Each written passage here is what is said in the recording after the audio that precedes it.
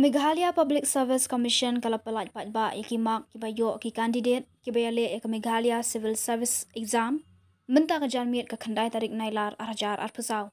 Kani kecing pelat ke Mpsc yaki mak kalong hadian bakal Kular haga Khasi Students Union ban pelat yaki mak apo arpusau kanta haga jinga keran hen gasngi.